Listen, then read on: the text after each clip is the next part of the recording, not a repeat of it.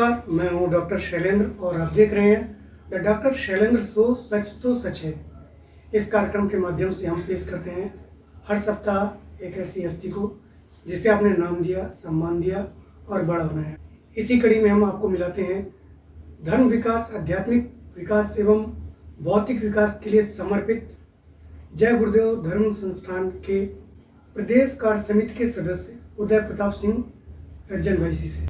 रज्जन भाई जी, आपका इस कार्यक्रम में बहुत बहुत स्वागत है। इसके पहले हम उनसे बातचीत करें, उनसे हम जानेंगे उनकी शिक्षा के बारे में, उनके परिवार के बारे में। जी, मैं एक शिक्षक हूँ, गवर्नमेंट एम्प्लॉय हूँ और गुरु महाराज जी को पाने के बाद अब लगने लगा है कि मनुष्य शरीर जो मेरे को मिला था वह अब सार्थक हो गया है और यही मेरी सबसे बड़ी उपलब्धि है।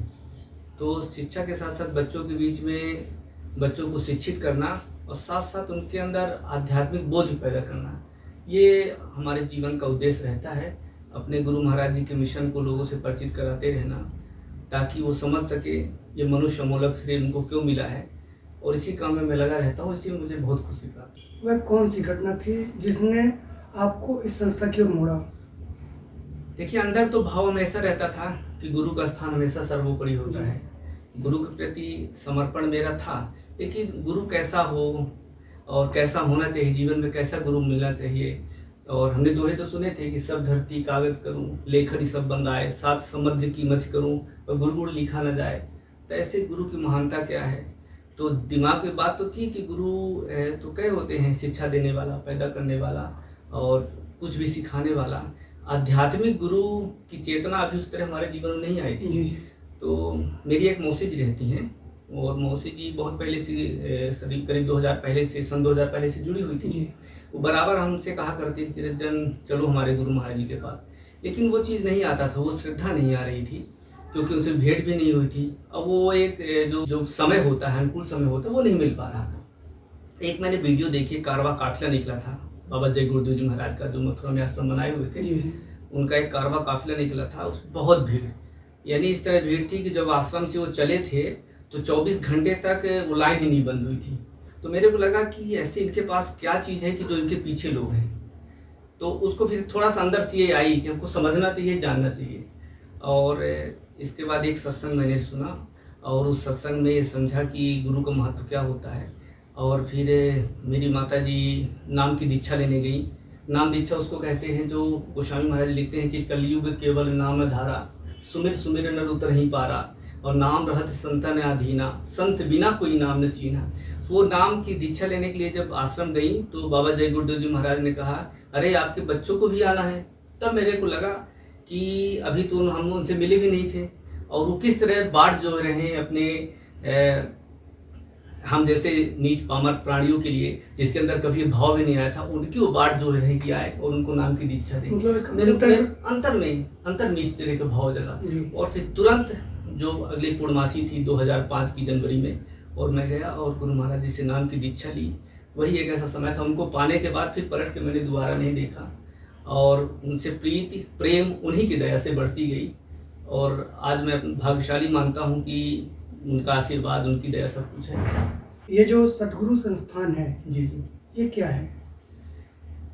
देखिए, गुरु का जो स्थान होता है वो सर्वोपरि है।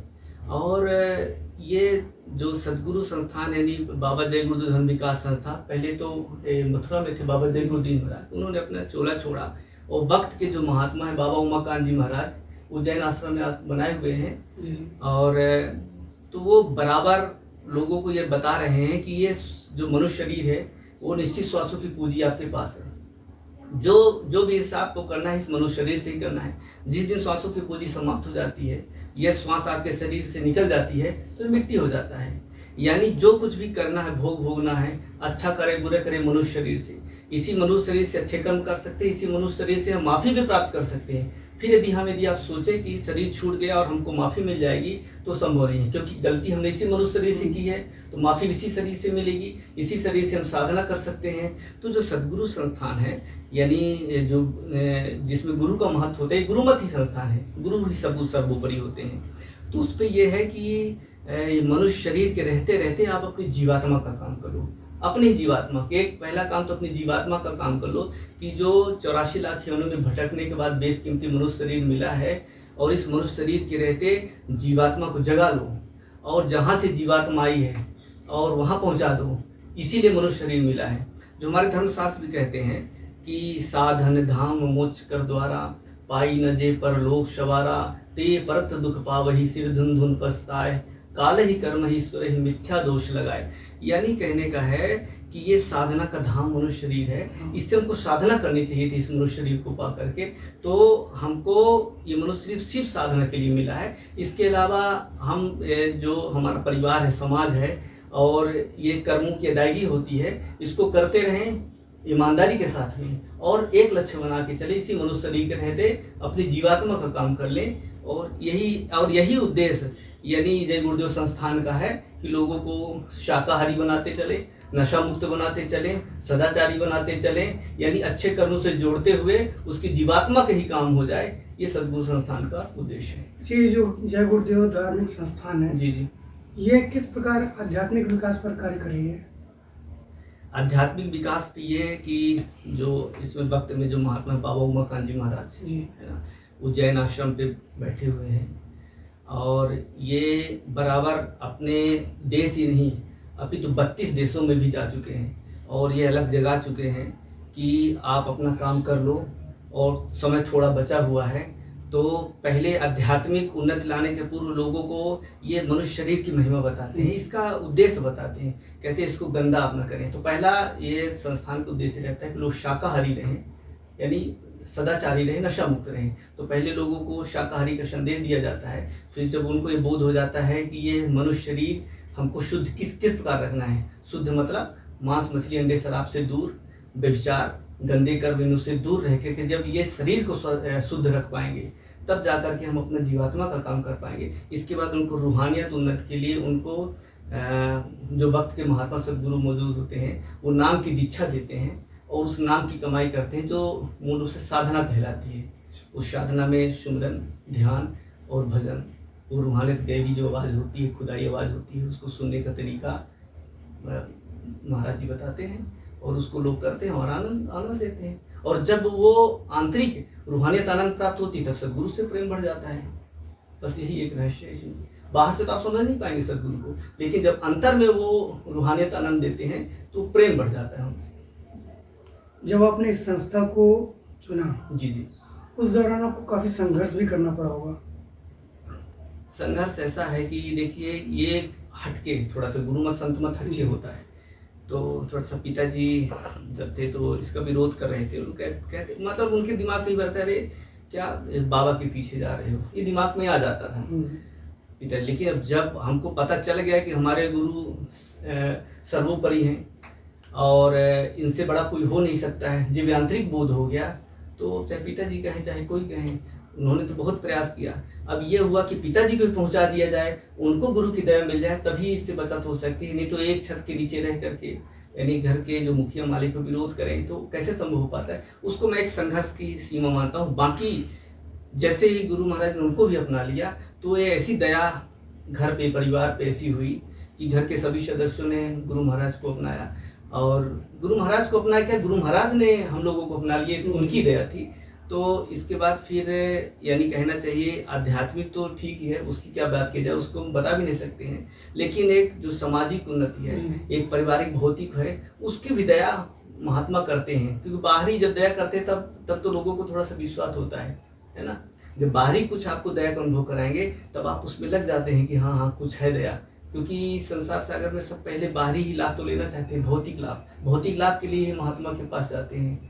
लेकिन गुरु को पाने के बाद हमारा तो ये उद्देश्य नहीं कि हमको कुछ अपने गुरु से भौतिक उन्नति हो, हमको तो अपने गुरु की दया मिलती रहे, यही अपने गुरु के चरणों में याचना करते हैं। इस दौरान कोई किसी को अपना आदर्श भी बनाया होगा? आदर्श तो देखिए अपने गुरु के अलावा तो फिर ये ऐसा कोई, लेकिन यदि आप बाहर से पूछते, चूंकि वही हमारे सब कुछ है ना। लेकिन यदि आप कहते हैं बाहर से आप किनको आदर्श मानते हैं, तो जीवन में ऐसे आते गए जैसे टाटधारी थे।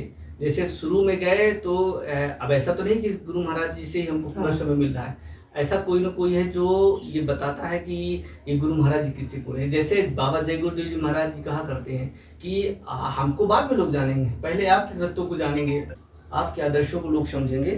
तो इसके लिए चाहिए कि आप समाज में एक ऐसा आदर्श प्रस्तुत करें ताकि गुरु की महिमा जगे। तो ऐसे ही आदर्श प्रस्तुत करने में हमारे आपके बीच में थे श्री नवरत्न प्रसाद दीक्षित जी। संस्था को ज्वाइन करने के बाद जी। संस्था में आपने जब दीक्षा ली, जी जी जी। दीक्षा लेने के बाद अब अपनी जिंदगी का सफर कैसा देखते हैं?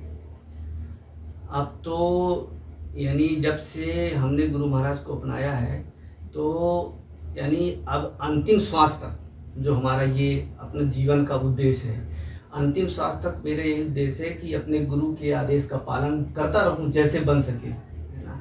क्योंकि मैं सर्वोत्तम नहीं हूँ ना, इस तरह आशा तो रहती है अपने गुरु के आदेशों के वचनों का पूरा पालन कर सके, लेकिन उस तरह सर्वोत्तम तो नहीं कर सकते। लेकिन यही एक उद्देश्य है कि अंतिम श्वास तक किसी प्रकार से एक रस एक प्यार अपने गुरु से करता रहूं, और प्यार करने का मतलब है कि उनके आदेशों का पालन करता रहूं, ये हमारा उद्देश्य है।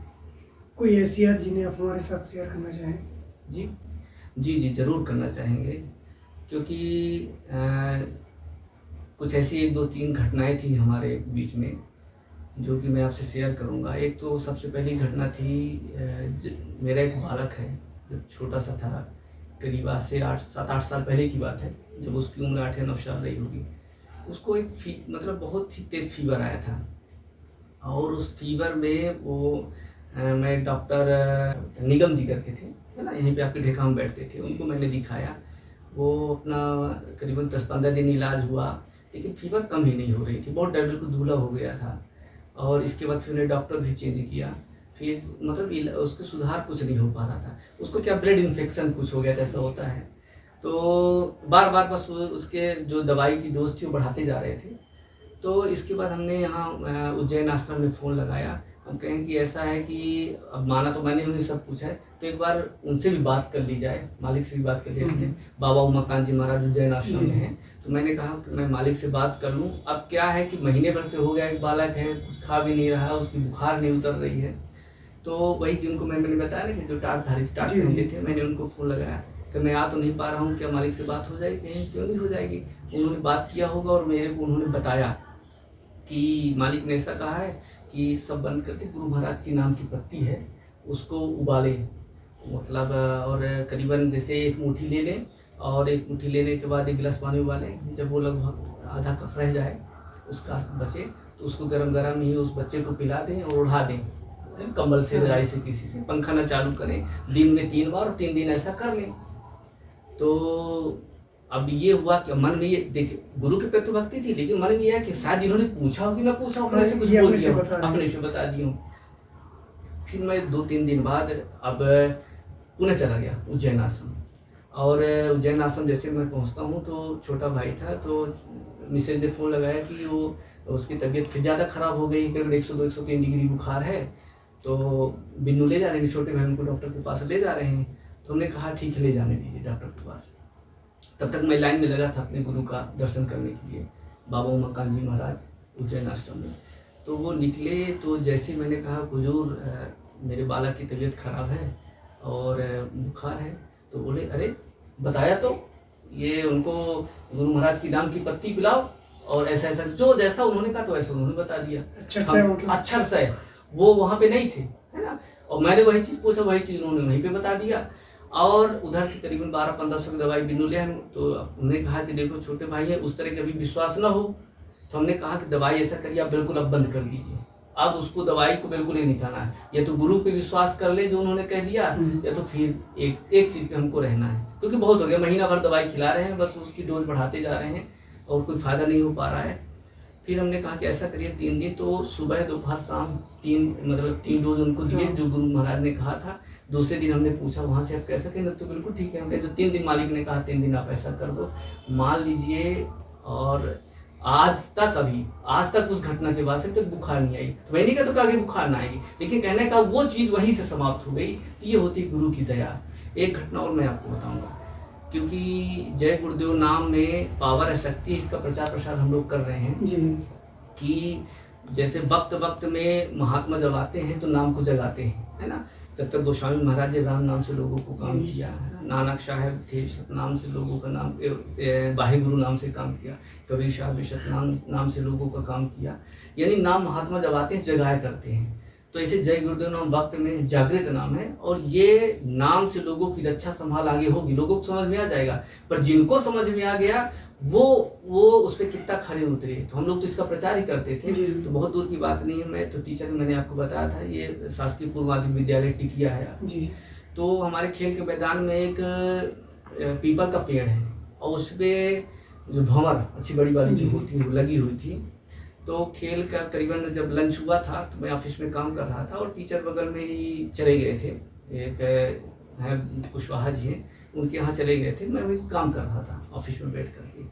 तो अब किसी बच्चे ने पत्थर मारा, गेंद मारा, कि किसी पक्षी की चोंच लगी, बताइए, मैं नहीं देख पाया हूँ। लेकिन बच्चे अचानक चिल्लाने लगे, और मैं जैसे बाहर आया तो सब बच्चे चिल्लाए। तो 1 मिनट, मतलब 1 सेकंड भी मेरे को नहीं लगा कि हम इस दरमियान में क्या करें। हमको वही याद आएगी कि हम तो प्रचार ही करते हैं कि जय गुरुदेव नाम मुसीबत में मददगार है। तो मैंने सब बच्चों का, बोलो बच्चों, जय गुरुदेव जय गुरुदेव जय गुरुदेव। उसकी रिकॉर्डिंग मैं आपको दिखाऊंगा। दिमाग आ गया तो मैंने कर लिया, रिकॉर्डिंग उसकी भी की थी। तो वो बच्चे सब एक साथ जय गुरुदेव जय गुरुदेव जय गुरुदेव बोलने लगे। तो बच्चे जब से बोलना शुरू किए, तब समझ लीजिए किसी भी बच्चे को भंवर ने नहीं काटा। जब उसी घटना जैसे लगी थी, जब बच्चे चिल्लाए, तो 7-8 बच्चों को काटा था। सभी बच्चे, कोई एक कमरे में, दूसरे कमरे में, ऐसे तीसरे कमरे में आकर सब डरे हुए बैठे थे। मेरे खुद मतलब यहाँ करीबन 7-8 भंवर बैठ गई थी। अब मैं डरा तो बहुत था, डरने वाली बात ही है। लेकिन जय गुरुदेव बोलना बंद नहीं कर रहे थे, और 2-4 मिनट बाद ऐसे शांति हो गई। तो वो एक जीवन की बहुत बड़ी घटना थी, जिससे मैं कहता कि सीना खोल कर कह सकता हूँ कि विश्वास, हाँ, अब विश्वास वो हो गया कि जय गुरुदेव नाम से लोगों की रक्षा संभाल होगी। ये सच बात है। मतलब नाम में जो विश्वास है वो और खरा हो गया। खरा पेट कर देख लिया हमने तो खरा हो गया। एक संस्था के सदस्य के रूप में आपकी प्राथमिकताएं क्या हैं? संस्था के सबसे पहले तो जो जैसे अपने जिले के अंदर है जो सत्संगी जन होते हैं जी। तो पहली प्राथमिकता रहती जो गुरु का आदेश आता है वहाँ से लोगों तक। यहाँ कोई पद का ऐसा होता नहीं है ना। वही मैंने व्यवस्था समिति होती है व्यवस्था का निर्धारण करने के लिए। तो लोगों को सबसे पहले ये प्राथमिकता है कि जो गुरु का आदेश है वो अक्षर से लोगों तक पहुँचाया जाए, पहले ये होता है। और इसके अलावा जो अपने मिशन का उद्देश्य है लोगों को शाकाहारी बनाना और नशा मुक्त बनाना, इस पे पहली प्राथमिकता रहती है। और लोगों से विनती करके, प्रार्थना करके और मोटिवेट करके, यही उद्देश्य रहता है। जब भी मैं किसी से मिलता हूँ, आपसे भी पहली बार मिला हूँ, तो हमारा घूम फिर के वही आया होगा कि लोग शाकाहारी हो जाएं, सदाचारी हो जाएं, नशा मुक्त हो जाएं। तो ये एक प्रकार से जहन में भर गई है बात कि जब भी किसी से मिलो लोगों को शाकाहारी रहने का संदेश दो। क्योंकि अब इस तरह आप विश्वास तो नहीं करेंगे, लेकिन मैं जिस तरह आध्यात्मिक क्षेत्र से जुड़ा हुआ हूँ और अपने गुरु पे जिस तरह विश्वास करता हूँ, और जैसे वक्त के जो महात्मा मौजूद है बाबा उमाकांत जी महाराज, उन्होंने जो समय बताया है वो आगे के लिए बहुत खराब समय है। और लोगों को शाकाहारी, सदाचारी और नशा मुक्त बनना ही पड़ेगा, कुदरत बना देगी। और ये हम लोग 2010 से लगातार प्रचार कर रहे थे, तो वो समय भी दिख रहा है। तो हमारी पहली प्राथमिकता यही कि आम जन को शाकाहारी, सदाचारी, नशा मुक्त बनाया जाए। और जय गुरुदेव नाम से प्रेम करा करके वो आध्यात्मिक रास्ते में आना चाहते हैं तो ठीक है, ये तो एक प्रारब्ध भी होता है, इतना आसानी से हमारे आप कह देने से नहीं होता है। लेकिन यदि वो आध्यात्मिक रास्ते पे आना चाहते हैं तो उनको वहाँ पर ले जाना, नाम की दीक्षा दिलाना, ये हमारा पहली प्राथमिकता है। एक समाज सेवी के रूप में जी आपके भविष्य की योजना क्या है? एक समाज सेवी के रूप में हमको गुरु महाराज ने सिखाया है कि हमेशा परमार्थी बनो। परमार्थी और स्वार्थी में अंतर भी सिखाया, क्या होता है स्वार्थी और परमार्थी। यानी जहाँ भी हमारा स्वार्थ निष्ठ हो जाएगा तो वो स्वार्थी कैटेगरी में आता है। एक उदाहरण देकर मैं बताना चाहूँगा कि किसी बच्ची की शादी में आप जाते हैं और उस बच्ची की शादी में गए और आपने व्यवहार लिखाया है ना, और व्यवहार लिखाते ही आपका ये भाव है कि जब हमारे यहाँ ऐसा कोई कार्यक्रम आएगा तो वो भी हमारे यहाँ से आके व्यवहार लिखाएंगे, तो वहीं पे तत्काल वो स्वार्थ की श्रेणी में आ जाता है ना। तो हमको गुरु महाराज जी परमार्थी बनाना सिखाए हैं। उस पर कुछ योजनाएं हम लोगों के बीच में, सत्संगी जनों के बीच में रखी हैं। तो सबसे बड़ा परमार्थ का काम क्या है कि लोगों को शाकाहार की ओर प्रेरित करते हैं ना, पहला। दूसरा ये है कि जो भूखे हैं, असहाय हैं, इनके लिए हमारे बाबा उमाकांत जी महाराज ने कई योजनाएं चलवाई हैं। जैसे अभी पिछले लॉकडाउन के समय में भी लगभग बहुत ही ज़्यादा इसका प्रयास किया गया। हमारे जो एक समाज सेवी SI हैं श्री प्रमोद कुमार पांडे जी, कभी आपसे मिले तो उनसे बात करिएगा। उनके सहयोग से हम लोगों ने लगभग पर डे 1000 से 2000 लोगों को भोजन कराते थे, है ना। इसमें अपना कोई पौरुष, अपना कोई यश नहीं, ये गुरु की दया से, तो उनकी आदेश से हो रहा था, उनके आदेश से ही कर रहे थे। तो इस तरह सा कुछ योजनाएं हमारी कि असहाय जनों को, भूखों को भोजन कराना, है ना। और जो भी जैसे गरीब कन्याएं हैं उनकी शादी में सहयोग करना, इस संगत के द्वारा, जी जी, है ना। 1-2 ऐसे कार्यक्रमों में हम लोगों ने किया भी है। अब इसको बृहद करते जाना है और आगे जो समय आ रहा है उससे लोगों को चेताते रहना। चेताना ये कि आगे का समय विनाशकारी, बचे वही जो शाकाहारी, है ना। हम लोगों से विचार किया करते थे कि आगे जो समय आ रहा है उससे लोगों को बताते रहेंगे तो बोध रहेगा उनको कि ऐसा उन्होंने कहा था, हाँ ऐसा दिख गया। क्योंकि वो कहते हैं, जब हम लोग प्रचार करते थे ना तो पहले कहा करते थे कि आगे ऐसी ऐसी बीमारियां आएंगी जिसका इलाज डॉक्टर वैद्य हकीमों के पास भी संभव नहीं होगा। ये सब भी रहते थे। आप शाकाहारी हो जाओगे, नशा मुक्त हो जाओगे तो ऐसे खराब समय में बचत संभाल हो जाएगी, नहीं तो ऐसी महामारी आएगी कि आप उसको समझ नहीं सकते हो। तो इस समय के लिए जो बताया जा रहा है, जो भी आप महामारी देख रहे हैं, कोरोना की कुछ नहीं है, ये कुछ भी नहीं है। आगे जो आएगी, बाबा उमाकांत जी महाराज ने कहा कि आप बीमारियों को क्या देखा है, बीमारियां तो आगे आ रही हैं, ये बीमारी कुछ भी नहीं है। तो ये एक ट्रेलर है कुदरत का। तो उस आगे आने वाले खराब समय से लोगों को बताते रहना, चेताते रहना, समझाते रहना, ये हमारा उद्देश्य रहेगा। और लोगों की सेवा जितना हमसे बन सकेगा, ये परमार्थी सेवा में लगे रहना, अपने गुरु के आदेश से, उनकी दया से, ये हमारा प्राथमिकता है। चलते चलते आप हमारे जो दर्शक देख रहे हैं, जी जी, उनको आप क्या संदेश देना चाहेंगे? जय गुरुदेव।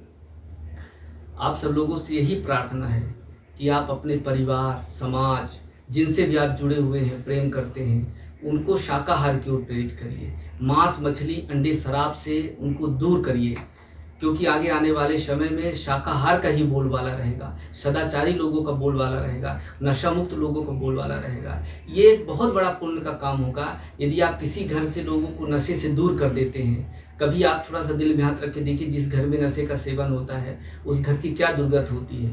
तो ये जीवन में यदि बना ले कि हफ्ते में 10 दिन में यदि हम किसी व्यक्ति को नशे से मुक्त कर देते हैं, शाकाहार बना देते हैं, तो ये बहुत बड़ा काम होगा। तो आपके चरणों में यही विनती है, बाबा उमाकांत जी महाराज का यह आदेश, यह संदेश आप लोगों को दिया जा रहा है कि आप सब लोग शाकाहारी, सदाचारी, नशा मुक्त रहें और लोगों को बनाएं। जय गुरुदेव। हमारी खुशनसीबी है कि आज इस कार्यक्रम में हमारे बीच जय गुरुदेव धर्म विकास संस्थान के प्रदेश कार्य समिति सदस्य उदय प्रताप सिंह ने अपना अमूल्य समय दिया। इसके लिए मैं आप सभी की ओर से उनको बहुत बहुत धन्यवाद देता हूँ। जय गुरुदेव। सच तो सच है में बस आज इतना ही। पुनः आपसे मुलाकात होती रहेगी। तब तक के लिए हमें इजाज़त दीजिए। नमस्कार, आदाब, सत श्री अकाल।